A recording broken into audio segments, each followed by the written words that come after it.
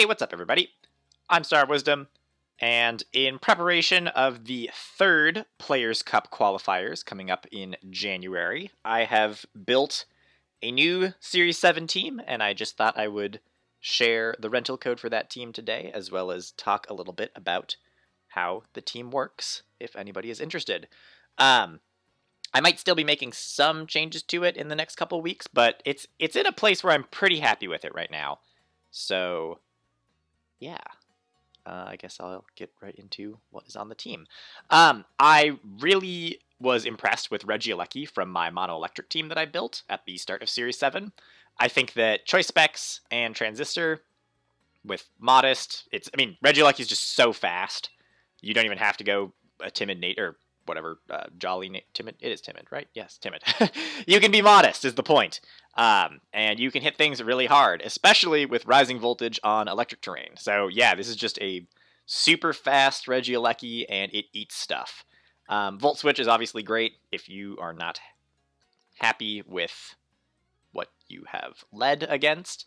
Thunderbolt is here as an option when you aren't able to get electric terrain up. It's just, does more damage than Rising Voltage when you don't have electric terrain. And then Hyper Beam is something to, in case of emergency, if you're stuck, Regieleki versus a ground type, maybe you can beat it with Hyper Beam, but it's, again, mostly just there as an emergency. You could also Dynamax Regieleki and go for a Max Strike, but I would not recommend Dynamaxing Regieleki. Just pretty much just click Rising Voltage and Thunderbolt and Volt Switch. It's, standard Regieleki stuff. We have Tapu Koko to set electric terrain. It's holding the electric seed to boost its defense a little bit, so it actually gets fairly physically bulky. I didn't put any EVs in physical bulk. It's just fast physical attacker to pair with Regieleki. It is intended to be one of the potential Dynamaxes. You can raise speed with Max Airstream, you can raise defense with Max Steel Spike, and you can reset electric terrain with Max Lightning. Because it isn't an Assault Vest Koko, which is what I had on the Mono Electric team that I built, I also have Protect on this Tapu Koko, which is good. So yeah, pretty standard physically offensive Tapu Koko. We have a Alolan Ninetails with Focus Sash. I have been using Alolan Ninetails on a lot of rental teams that I've built. I really like it. I've mostly been using Choice Specs Ninetails up until this point, but because I've got Specs on Regieleki, this is more of a support Ninetails. So it is max speed, but also max special attack because it's, I still think, worth having something that can hit really hard. So again, it works as a attacker, but it also runs Aurora Veil, and the Sash is so that you can hopefully live an attack and set the Aurora Veil. And we also have Ice Shard, which I will get to in a minute, why that is useful.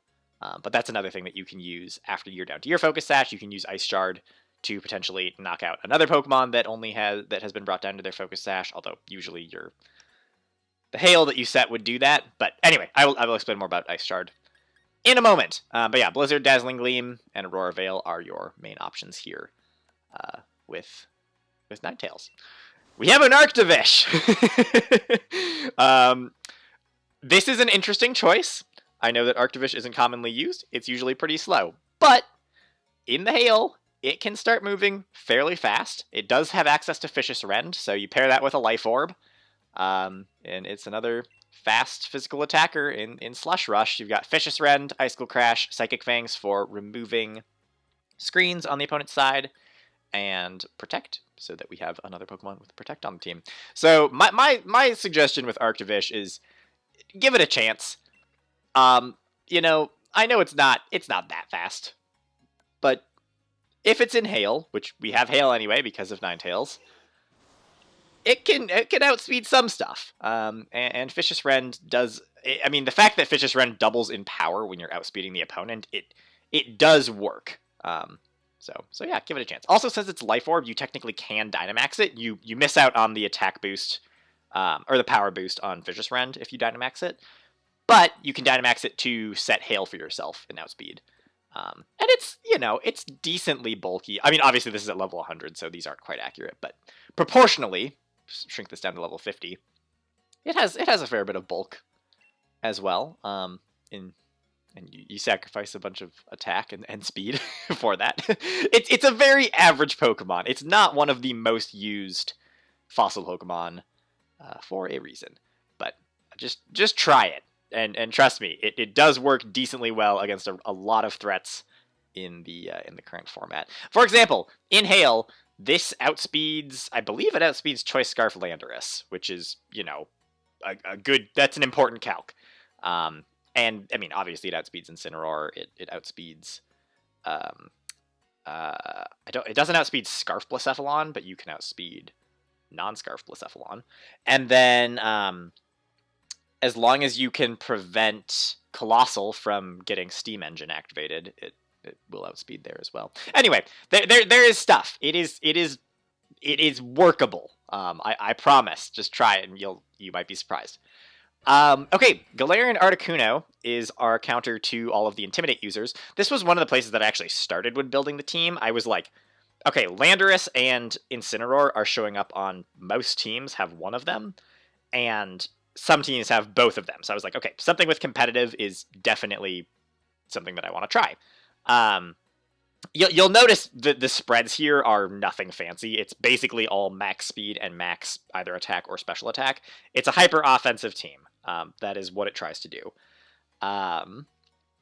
It has weakness policy. So weakness policy is one of the things that Ice Shard is for. You can self-activate weakness policy on Articuno with your Ninetails, so that even if you don't get a competitive boost from them leading Intimidate, you can still be +2 and maybe catch them off guard.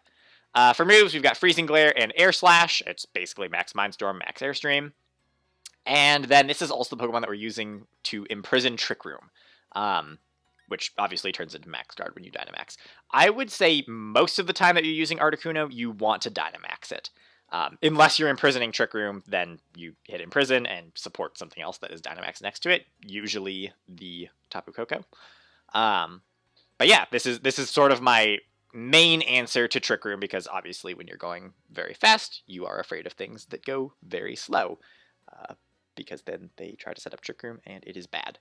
So yeah, Imprison Trick Room. I on previous teams I had done that with a Gardevoir. That was my way of dealing with it, but it works pretty well on the Articuno. Obviously we can't use Sash because Sash is already on the Ninetales, but this Articuno is also a pretty powerful offensive threat. So yeah, that is Articuno. And finally, we have Sableye. And Sableye, as you can see, has an eject button. It's just a HP special defense spread to have kind of average bulk all around. And the moves are Nightshade, Fake Out, Trick, and Will-O-Wisp. So I think Trick Eject Button is really important because Colossal has ended up winning the past 2 Players' Cups. Trick Eject Button just struck me as something really, really important. Obviously, at high levels of play, they're going to be expecting that, but it's still good as an option. And it's good against other Dynamax Pokemon, too. So, yeah. Tricking an eject button onto an opposing Pokemon is great. If they have something with priority, so like if they're running Colossal Urshifu, you can fake out the Urshifu and hopefully kill the Urshifu with something else to prevent Steam Engine. And then go for a Trick on another turn. But yeah, Fake Out and Trick are both good options. Also, if you trick an eject button onto a Pokemon, that's another good use of Ice Shard on Ninetales to follow up and have a priority activation of the eject button. Will-O-Wisp is just good because Glastrier is a problem. There's quite a few important physical attackers right now, especially stuff like Regirock and Metagross, who you can't lower their stats because of Clear Body. You can still cut the power of their moves in half if you burn them. So I really liked the idea of Will-O-Wisp. And then I figured it was just going to be important to have a move that actually does damage. So good old Nightshade, 50 damage, nice and reliable. Obviously not as good as on Dusclops, but I refuse to use Dusclops. And it's still good. It does 50 damage. But yeah, that's pretty much the team. One thing to note about this Sableye is that it is a 0 attack Sableye, which means your Fake Out is going to do less damage than necessary. Usually it would be minus special attack, but I just didn't feel like changing that because this was a Sableye that I had been using previously to activate weakness policy on a Poltegeist, and I wanted it to be 0 attack for that. So, it's not the most optimal thing, but because I'm the main person who's going to be using this team, I was okay with it. You're not really using Fake Out for damage. You're using it to flinch them, so I don't think it's that important. But yeah, that is the breakdown of the team. It's actually been doing pretty well for me so far on testing. I played it quite a bit on Showdown and liked how it was going. And I did some games with it on stream today, and those also went fairly well. I actually managed to beat a couple of Trick Room teams. One because they ally switched a whole bunch, and one because I got really lucky with a crit. So, anyway, it's workable. I'm excited for the third Players' Cup, and hopefully you'll be interested in using it as well. I'm going to quickly back out and actually create the rental code and show that to you in case you are interested in using it. Alright, so here is the team in full with the rental code. Feel free to give it a try. If you have any ideas for changes or improvements that could be made before the third Players' Cup, definitely let me know and I will take them into account. I'm pretty happy with the Pokemon that I have settled on. Again, a lot of it comes down to trying to hit things with rising voltage in electric terrain, because that just destroys stuff. Like, Regieleki just really gets rid of things. And then the problem with ground types is solved by the two ice types that we have. And we just try to go fast. And then Articuno is there to discourage Intimidate and also to benefit from Intimidate. Because we obviously do have two physical attackers in Arctivis and Tapu Koko. So, yeah, that's the team. Give it a try. Let me know what you think. And thanks for watching this rental team video. Hopefully you enjoy using the team. And stay tuned for me using this on stream and in a couple of videos before the third Players' Cup. And I do plan on recording the third Players' Cup again and uploading all of my battles from that. So stay tuned for that as well. And without further ado, I will see you in the next video.